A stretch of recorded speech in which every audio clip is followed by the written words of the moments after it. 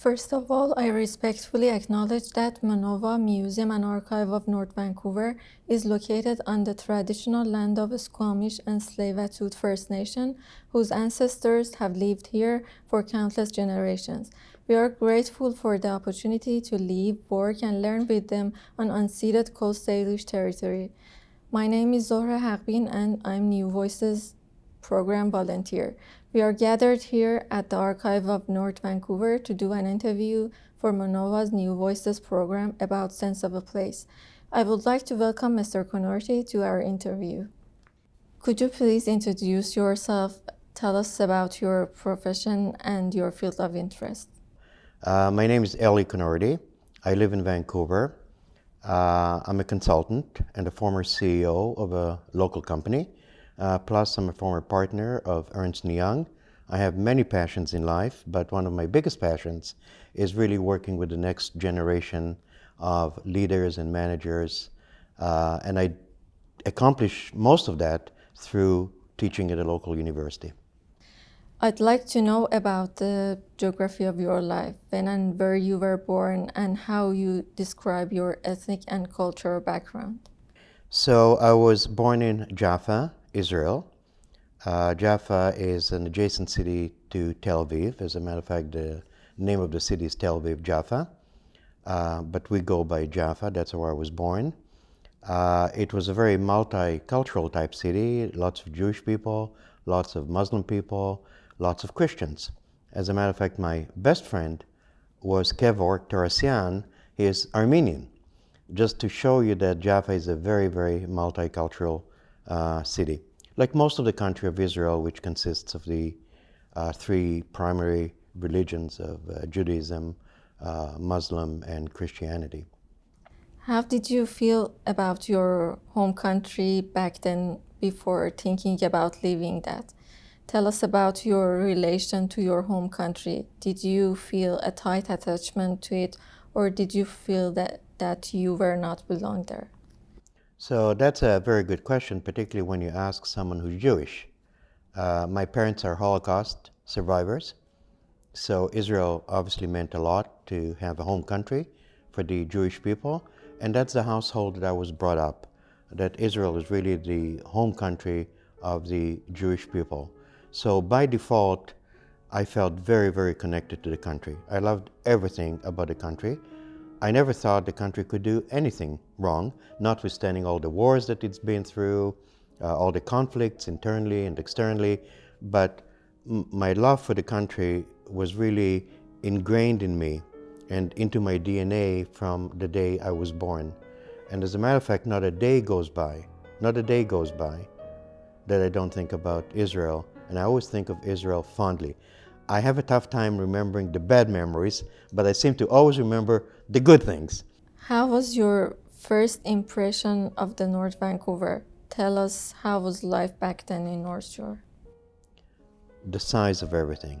Big streets, big cars, lots of trees, something that I was not accustomed to. I suddenly saw houses, like people living in a real house. Of course, back home we have houses, but they're mostly reserved for certain cities where there's a bit more land and people are a bit more wealthy.